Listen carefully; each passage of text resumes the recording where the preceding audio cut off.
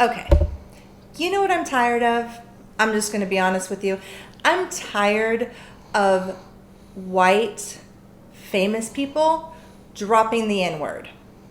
And then when they're caught, they're sorry about it. They apologize. They say, hey, my bad. I'm so sorry. I'm embarrassed. It'll never happen again. But can we just be real for a minute? The truth is, dropping the N-word isn't like dropping a cuss word that you accidentally said. It's intentional.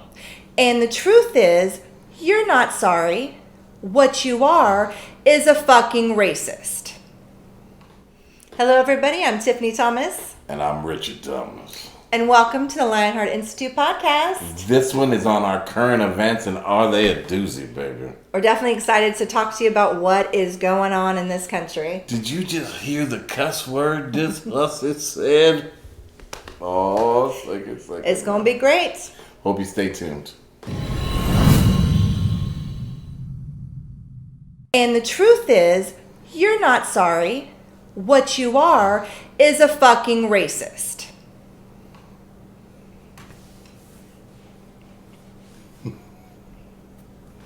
Yeah. I'm sorry. I am truly tired of it. Just got your ass out. Listen, when I say the N-word, I don't accidentally say it.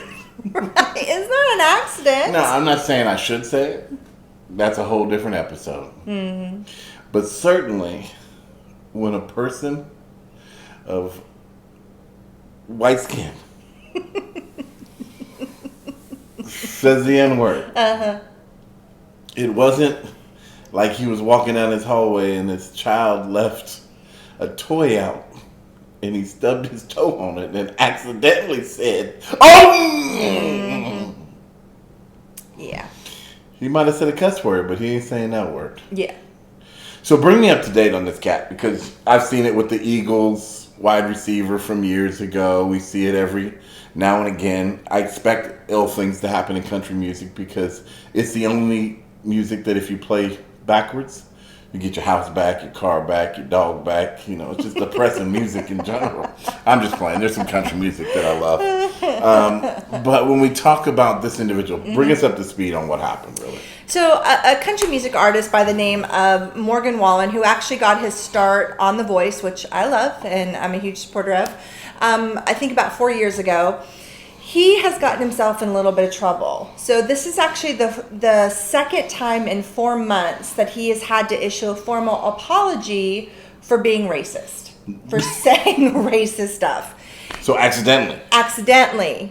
But clearly it wasn't an accident. Mm-hmm. He said it to a particular person that was in this group with him. And look, the truth is, again, you don't accidentally say it. And for them to, of course, come out and apologize, he came out and said, I'm horribly embarrassed. I'm disappointed in myself. I promise I will do better. But the truth is, it's not, again, like a cuss word that you just stop cussing. It is in your brain. This is ingrained in people. This is who they are. They are raised in this. You don't create a tip jar for the N-word. This is why there is now a second issue with him saying something that's racist, because it is part of who he is. It's not I'll do better, because he has to literally reprogram his brain to see people of color in a different way. It reminds me a little bit of everybody rushing around, and 9mm, I don't know if you know this or not, it's very difficult to purchase right now. Right.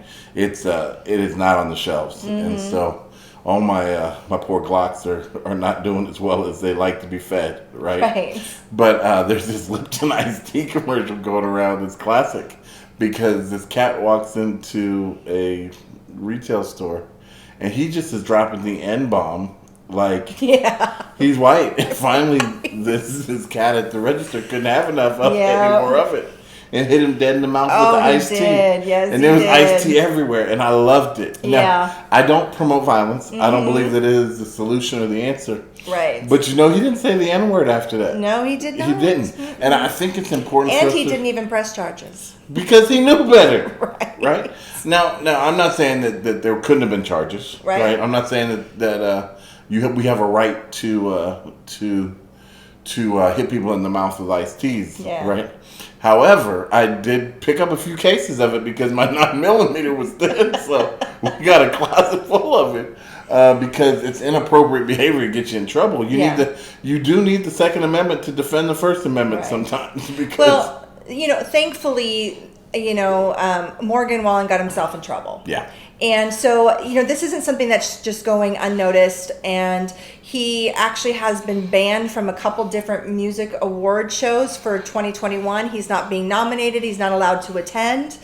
And his record label has suspended his contract indefinitely. Now, he's dealing with these consequences. And, Right. to be honest with you, I don't know how much of it is programmed in, how deep the racism is, how, conscious of it he is, how subliminal it is. I don't know anything about it because I don't know the guy. Right? But how do we hold a guy like this that accountable, right? Strip his income from him, when at the same time we have an entire state trying to legitimize the value of Black History Month. Oh, Utah. Yeah, talk to me. Oh my gosh. So it was just released that a Montessori school in Utah has sent home waivers for parents to opt their children out of Black History Month. And so they don't have to participate in any of the activities. So they don't have to participate in the lynching, go to slavery. Now this created... Can we go back and I opt out of that gosh, shit? right. This... Just show, Masa, I'm opting out today. Now, needless to say... Oh my gosh, that's funny. This created quite a stir, and a lot of people who were defending it, saying, well, their parents should have a right to opt their kids out. Sure. So my question is, well, can I opt my kids out of American history, aka white history? Right. And still have them graduate? Because, maybe I don't want them taught white history. And I don't want them taught biased history. Yes, right. Absolutely. So, again, quite a stir going on with this. However... This is so funny. They got a phone call from the NAACP. If you can say what that means, you get bonus points. Yes, you do. Needless to say, shortly after the conversation, that waiver was pulled and the option is no longer available for parents to opt their children out of Black History Month. Now, I love this. The lady who was the leader of the NAACP for that chapter, she was reported as saying that she reminded the school that they needed to revisit its commitment to diversity, equity, and inclusion. I think that is very valuable. Yeah, they needed to be reminded of why that's important. And I think that the tragedy is we have an artist, well-known, well-respected. Yeah. But maybe he needs reminding. Yeah. Of how important it really is. Well, and not just that, but if you look at actually the whole country music genre as a whole, country music has unfortunately displayed many racist things over the years. They have treated Black artists very badly. And let's be honest, country music really came from people of color. They really started it all. And, along with blues and long rock history and of Black cowboys. Yes. Yeah. So it's really sad. And I hope that this is bringing to light some truths that the country music industry really needed to address. Sure. And honestly, this gentleman came from The Voice. One of the coaches that I absolutely love is Blake Shelton. And one reason why I highly respect him is because he is such an advocate for promoting Black country artists off the show. It's powerful. He has actually launched, I think, 3 or 4 people of color into country music, and he has made it Pretty very remarkable. It is, and he has made it very clear. He's told them over and over again, "We need you. And Country music needs you." And this isn't a stain against all country artists, No, of right? course not. This isn't a stain against country music in general. I love country music. Although I've got some other tastes, right? Like I listen to classical before I listen to some good old country. Oh, don't lie, you like some country.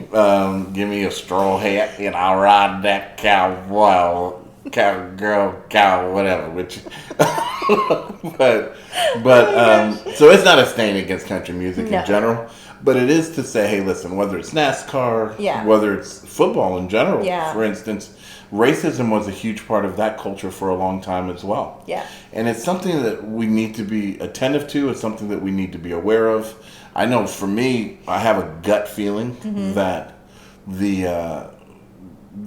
kind of messed it up over the years in multiple different ways. But I look at what happened with Drew Brees this year. Yeah. In New Orleans. Year. 2020.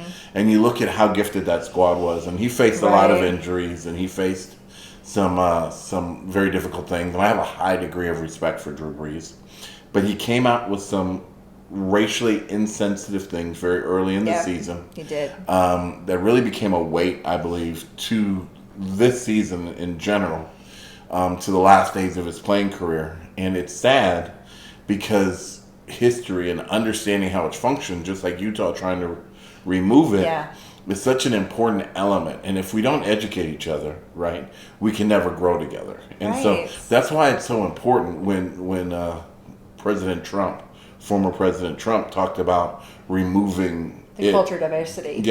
From all schools and from all government agencies. That's why it's so dangerous, because when you deny the truth, you can just begin to rewrite the truth however you see fit. Right. And it leads to people being insensitive. It leads to people believing the lie rather than participating in the truth. And it continues racism.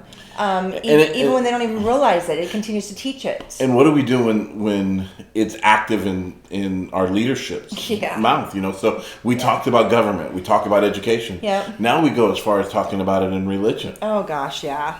Yeah, so there was actually an article I recently read where two Texas pastors, white pastors from, I believe, both were Baptist churches, who are referring to our amazing vice president as Jezebel. Heartbreaking.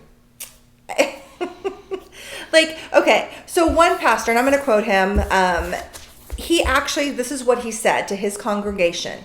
He says, "I can't imagine any truly God-fearing Israelite who would have wanted their daughters to view Jezebel, aka Vice President, as an inspirational role model because she is a woman in power." I have no words for that. The church in general has made a nightmare of this political process. Right?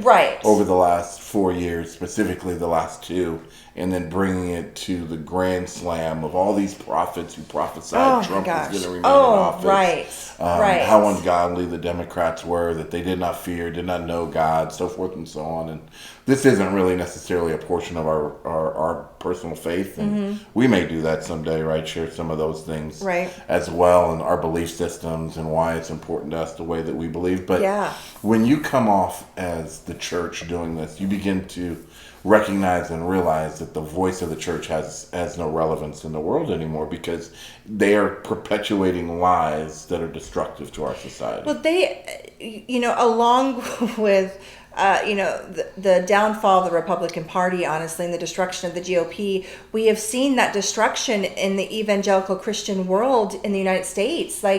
It's ridiculous how far they have fallen.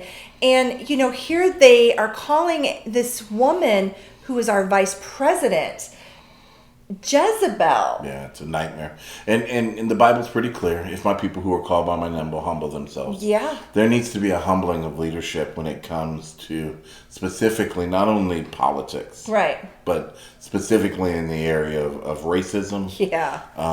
What we will tolerate as leaders of the church.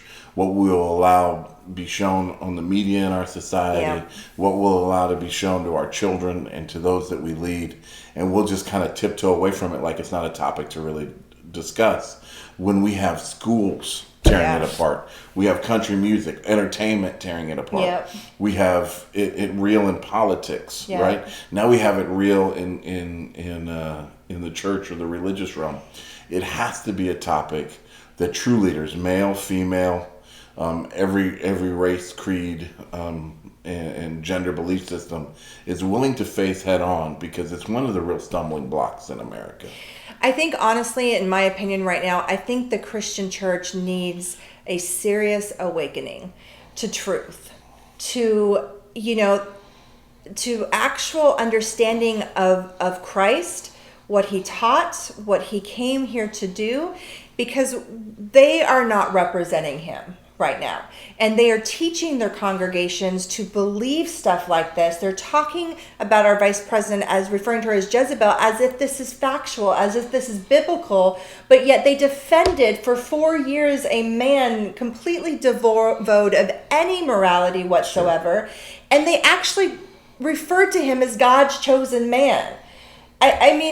It is so backwards to me that this is how they view it. And it's not like it's just a personal opinion. They are teaching this almost like it is doctrine from the Bible. And I think it's so important to really, when you look at it, right, take a deep breath, take a step back, church, take a step back, government officials, take a step back, educators, take a step back, entertainers, right? And begin to realize that we all have different perspectives. Right. We all have different views of the way that we were raised, the way that we were taught. And the challenge is they're teaching religion or faith based not on biblical truth, not based on biblical insight or character or integrity, but on things that were taught to them based on their skin tone. Right? Or based on their community, or based on their 100%. Culture. Or same thing in entertainment, same thing in education. They're not looking at it from a perspective of truth. They're looking at it from a cultural perspective. Yeah.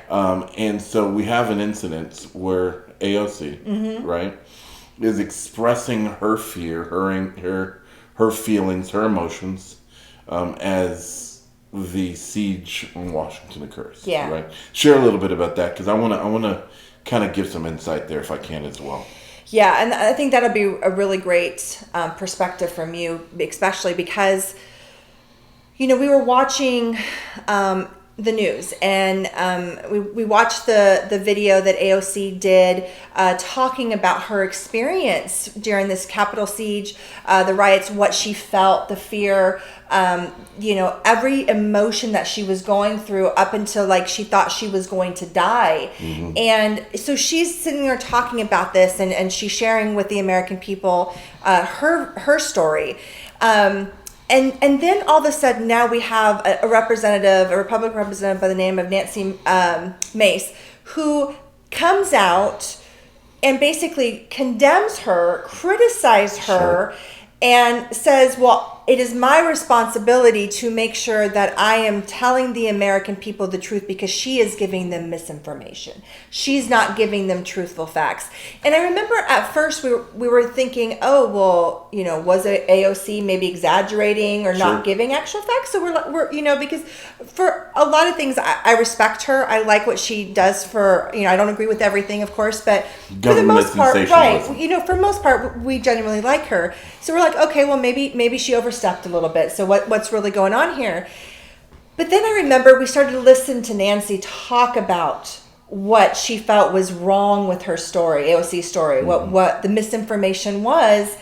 And then it kind of dawned on us, oh my gosh, it's not a matter of her telling lies and misinformation to the American people. This is literally comes down to perspective. Sure.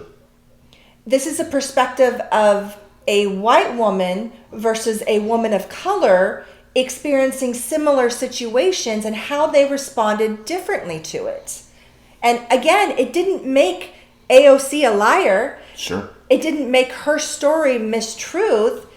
It was her perspective of how she felt in that situation. Right.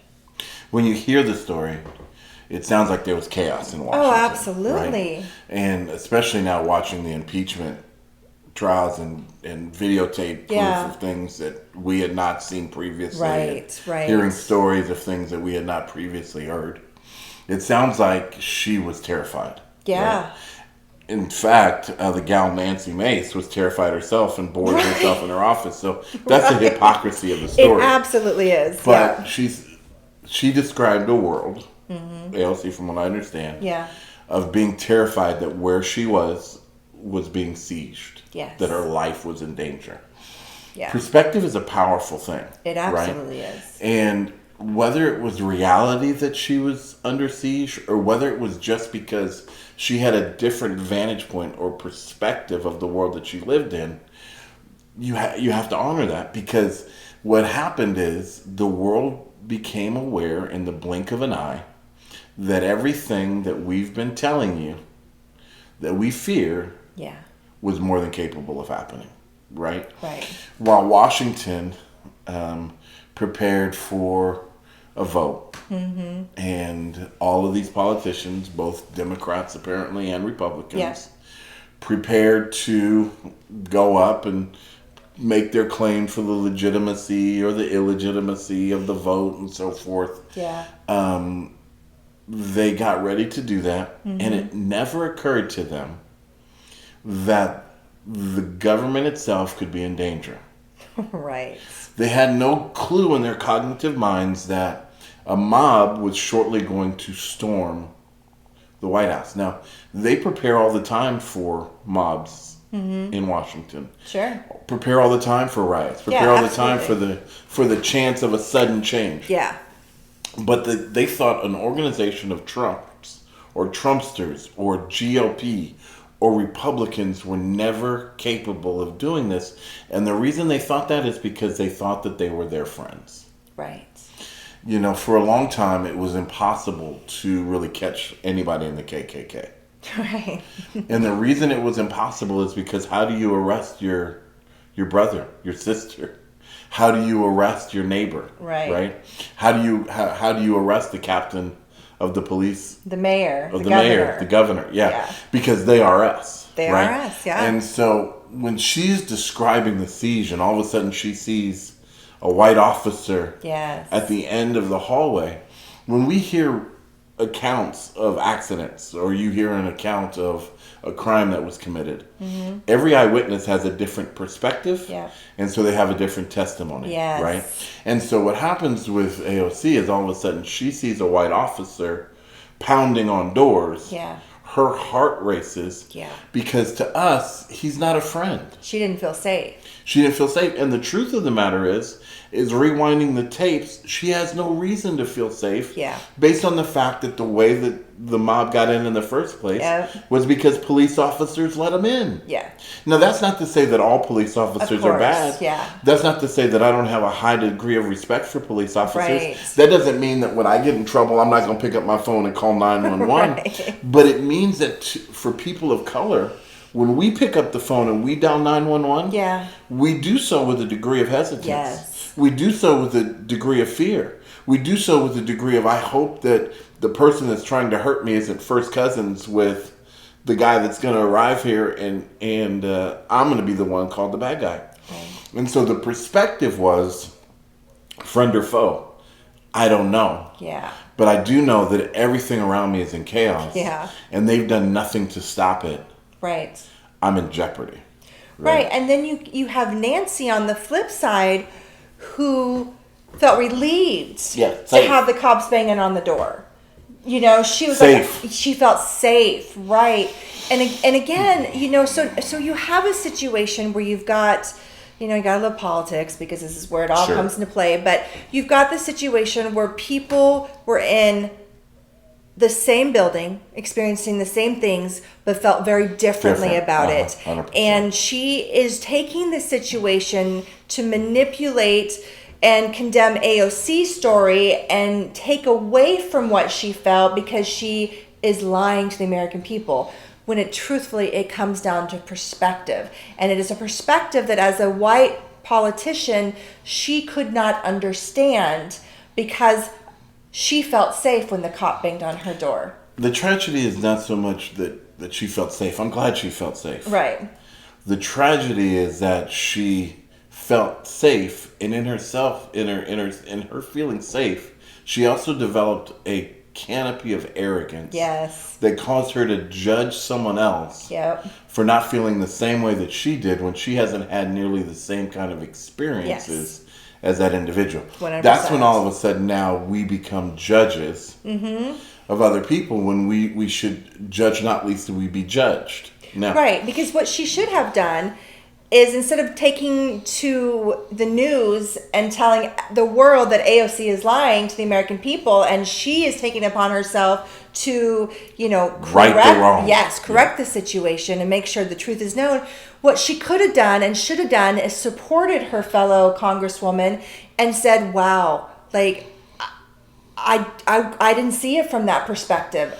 I'm so sorry that you felt this much fear and that you thought you were going to die. That, that's what she should have said, and acknowledge the fact that a fellow congresswoman, woman of color, had a very different perspective and experience on the same situation than she did. That's what she should have done. Seek first to understand and then to be understood. But she took a moment to attack an Tear opposite congresswoman on the opposite side of politics, and try to expose her for being a liar. Right. And of course that rolls into the entirety of the way that they perceive our favorite candidate that from Georgia. Miss Marjorie Taylor Greene. Come on, give me some of what she is. So during the hearing that she just recently went through when she was stripped of her committee roles, she apologized. Stripper! Take him from her! So she apologized. Now, of course, nobody really bought her apology because it was seriously the most ridiculous thing I think I've ever heard. Very similar to what was his name? Morgan's. Yes, right. Morgan Wallen's apology. She basically said, essentially, that she was made to believe lies and mistruths. So, AKA, it's not my fault that I was lied to. That I believed in the QAnon. Yes, that QAnon, that I was their biggest supporter because 13, it wasn't my fault. And then she went on to actually say that God has forgiven her and of the wrongs, and the past is the past now. And then she... And listen, I don't say that's a little funny, but God is a forgiver, and I'm not trying to have people living in condemnation. No, of course not. But at not. the same time, you got to live in responsibility before you can live in freedom, right? You got to become accountable for. I was made to believe. Like, what does that even mean? What's that? Was that a legal term? Is that? Am I supposed to say that? I was made to believe I could run this red light. Well. I was made to believe I could run into the store and shit. Yeah, there's a fire in here. There's a fire in here. Was that what it's supposed to? I was made to believe that there was going to be an ugly person at Starbucks, and I'm supposed to run in there and tell everybody, "Don't drink this coffee. Right. You drink this coffee, you're gonna get ugly." No, maybe I shouldn't say Starbucks, but it's whatever store you drink your coffee at. You can't do that. Well, and in the same breath, literally, she is saying, basically, the Democrats are stupid for stripping her of all her committee roles because now she has all this free time to continue to spread all Trump's truths and Trumpisms because she is still a huge supporter of Trump and still believes he should be in the White House. So now she's basically saying, well, now I got plenty of time to go all over the United States and spread the truth of Trump, And what's really crazy to me is that the GOP supported this woman,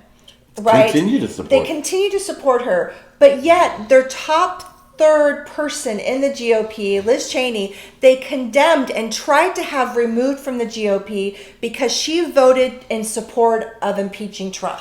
I'm telling you, I'm not a betting man, okay? But if this was Vegas and I had a casino, I would put up the odds of the GOP surviving this. Oh my gosh. Right? Somebody's going to get rich off of this. And in casinos, this might be a good idea for you because you vote on everything in the Super Bowl. I mean, they vote on whether or not they're going to return the kickoff in the Super Bowl. Right. If they're going to advance the ball, and how many third down conversions there's going to be and so forth. This is a good bet because I bet that the GOP is in real trouble and will disband if he's not impeached and he's able to run again in 2024, because the push even right now is from these QAnons who have now converted to the next campaign, which will be coming in about 6 months, he said. Right. or she said, whoever's in control of the internet, that they'll have a new campaign out, and it'll be just as fun. Mm-hmm. This cat said it'll be just as fun. I know. A lot of fun. I mean, the hypocrisy and the double standards right now among the GOP is going to destroy them. And I mean, Liz Cheney is a good woman, and she is, she made a decision based on what she felt was their constitutional responsibility. And she is being condemned, and they even voted to get rid of her. Now, the vote among the GOP group. Now, there was a secret vote, so nobody knew who was casting the votes. Now, it did not go through, and she remains where she is. But they went so far, so much, even after that vote, to say, well, you need to apologize.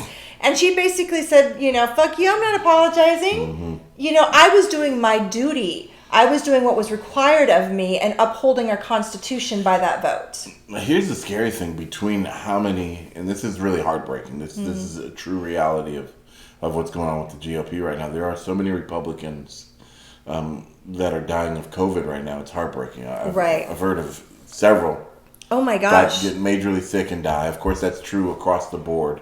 We continue to need to be vigilant and diligent about protecting ourselves and protecting the ones that we love, because this disease is no joke and it shows no sign of going away. But between people in the Republican Party actually dying of COVID, and then people just saying, you know what, I'm done, I'm not going to run again. How many have you now heard the numbers up to as far as Republicans who say, I'm not going to run for re-election? So right now there is 4 Republican senators who have all said when their term is up, they're not coming back. And, you think 4 is not that many, but 4 in a Senate of 50 is pretty significant. And, when you compile the 4 senators who said they're not coming back, in addition to the almost 20 elected officials, Republican officials that have died from COVID, all the way up from Congress down to locally, the GOP's in trouble. Yeah. I mean, it's horrible that it's come to this, but I think, unfortunately, these Republicans have realized, a couple of them are saying, the GOP's in trouble, and it's a sinking ship, and I'm not going down with this ship. And the others are saying, I am not okay with what you stand for now. Right. And there's actually been Republicans who have left their party because they're like, I don't even know who you are anymore, and I am not okay with who you are, and I'm going over to Democratic side because I can't condone this anymore. It's scary because now we're in the middle of, obviously, the impeachment Trump, the second impeachment of Trump. Yeah. He said he's going to do things that have never been done before. Yeah. And he's the only president to be impeached twice. He is indeed.